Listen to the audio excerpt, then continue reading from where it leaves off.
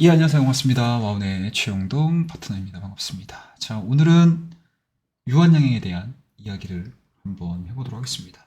자, 지난주 알테오젠의 머크사와 최대 5,700억 규모의 라이센스 변경 계약 소식이 전해지면서 국내 바이오 섹터의 투자 심리가 상당히 좀 개선되는 모습들을 보여줬습니다. 그에 따라서 관련된 섹터군들 그리고 그동안에 약간 좀 잠잠했었던 신약에 대한 기대감들이 있었던 바이오 기업들의 주가 흐름들이 바닥권을 좀 탈피를 하고 좀 수급이 붙는 그런 모습들을 좀 보여줬다라고 하는 게 지난주에 좀 특징적인 상황이었습니다.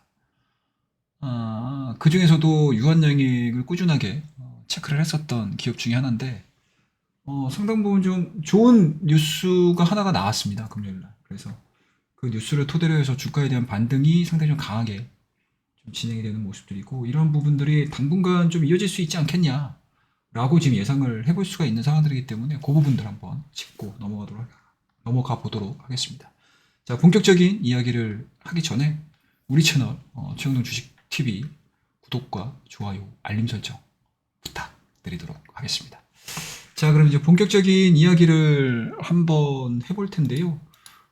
일단 어떤 내용들이 나왔냐면 이 렉나자입니다. 렉나자와 리블리반트 병용 FDA 우선 심사 지정이 이루어졌습니다.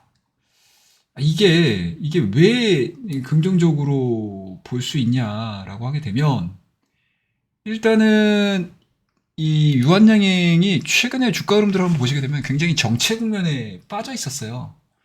그러니까 작년도 2분기부터 상승을 해서 10월 달까지 굉장히 좋았죠.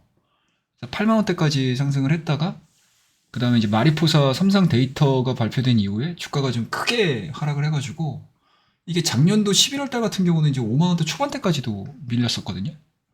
그리고 최근에 이제 시장 자체가 좀 올라오다 보니까 주가가 이제 한 6만 원대 초반 때까지 올라오다가 이렇다 할 상승 모멘텀들을 그렇게 크게 가져가지 못했었던 상황들이었습니다. 근데 이게 유한양행 끌어올릴 수 있는 가장 큰 첫 번째 요인이 시장에서도 대부분이 다 이쪽을 봐요. 이게 뭐냐면 레이저 티닙이거든요. 이 레이저 티닙의 국내외 상업적 가치 비중이 절대적으로 좀 높은 상황들이기 때문에 여기에서에 대한 변화가 좀 나와줘야 되는 상황들인데 그게 이제 지난주에 나온 거거든요. 그에 따라서 이 관련 내용들을 좀 보셔야 될 것 같은데 일단은 뭐 존슨앤존슨의 이제 자회사죠. 이 얀센이 개발한 비소세포 폐암 치료제죠. 리블리반트하고 이제 유한양의 렉나자 레이저 티닙인데 이 병용요법이 미국의 이제 FDA 우선 심사를 통과를 했습니다. 이 우선 심사가 통과되는 게 왜 좋냐면 일반 심사 기간이 통상 한 10개월에서 한 12개월, 그러니까 한 1년 정도 걸린다고 보는 거예요. 근데 이제 우선 심사기 같은 경우는 이제 이게 절반으로 뚝 잘립니다. 6개월로 넘어가거든요. 그에 따라서 이제 시판 허가 여부 결정이 올해 말 정도에 시장에서는 봤었는데 이게 지금 상반기로 땡겨질 수 있다라고 지금 시장에서 보는 거죠.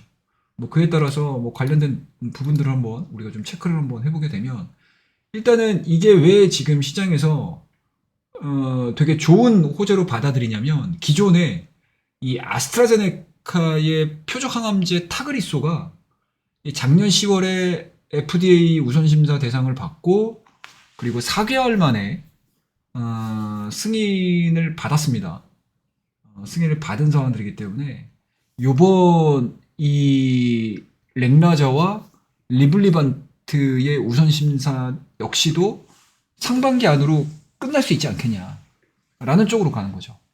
그런 이제 기대감들이 좀 반영이 되기 시작을 한다라고 하게 되면 주가에 대한 탄력도는 지금에 끝나는 것이 아니고 앞으로도 단기간 안에 뭔가 시장의 중심 섹터로서 그리고 중심 섹터 내에서 뭐 알테오전을 비롯한 새로운 이제 양대 축으로서 시장에서 반영이 될 수 있는 상황들이기 때문에 뭐 그 부분들을 좀 보셔야 되지 않겠나라고 생각을 하고 있고요.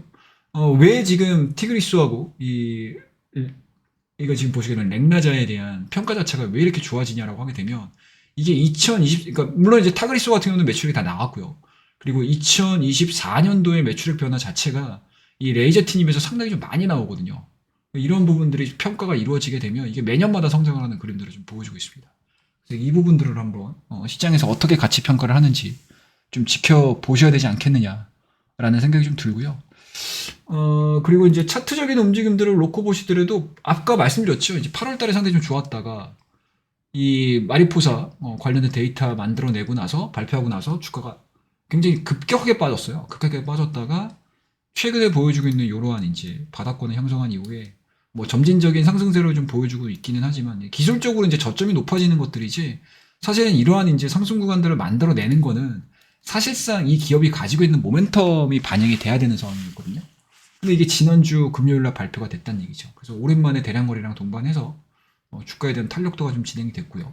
그리고 이제 건배락이 진행이 되고 있었던 한번 7만 원대만 강하게 돌파를 시킨다라고 하게 되면 뭐 직전 고점까지에 대한 상승 구간들도 우리가 한번 좀 노려볼 수 있지 않겠냐라는 생각이 좀 들고요. 뭐 그와 더불어서 수급적인 부분들을 한번 좀 체크를 해보셔야 될 것 같은데 수급을 한번 보시게 되면 오랜만에 들어왔어요. 오랜만에 외국인과 기관이 들어왔습니다. 외국인들 같은 경우는 이제 2월달 들어서면서부터 제약바이오 종목군들을 그래도 간헐적으로 들어왔었어요. 유한양행 같은 경우 간헐적으로 매수세가 좀 유입이 되다가 연기금 같은 경우도 마찬가지로 외국인이 들어오면서 연기금도 같이 매수 들어오고요.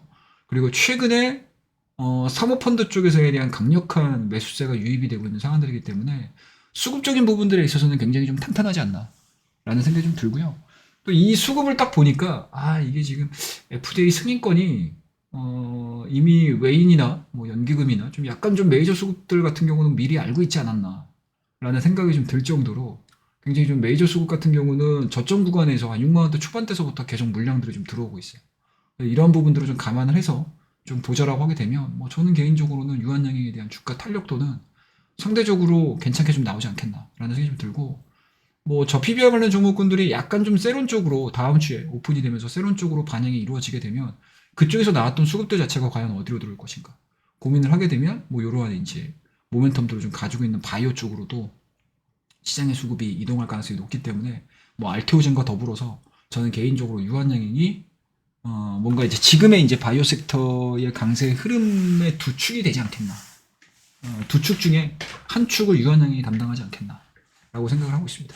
그래서 최근에 뭐 좋은 뉴스가 나왔던 유한양행에 대한 이야기 잠깐 해드렸고 왜 유한양행이 이런 뉴스들이 좋게 반영이 되는지 그리고 이러한 뉴스들 자체가 이미 시장에서는 계속적으로 좀 관심을 가지고 있었던 모멘텀들이었고 시장에서 기대하는 것만큼 생각보다 일정이 좀 빨라질 수 있다는 거. 이 부분들을 좀 잘 판단을 내리셔가지고 투자를 하는데 좋은 뭔가 아이디어를 제공했으면 하는 게 이번 컨텐츠의 주된 내용이다라는 거 말씀드리고요. 오늘 유한양에 대한 이야기는 이 정도에서 마무리를 하고 다음 시간에는 좀 더 좋은 이슈가 있다면 발빠르게 제가 전달을 해드리도록 하겠습니다. 자, 오늘 내용이 좋으셨다면 구독과 좋아요, 알림 설정 부탁드리고요. 다음 시간에 더 좋은 종목 가지고 여러분들께 찾아뵙도록 하겠습니다. 감사합니다.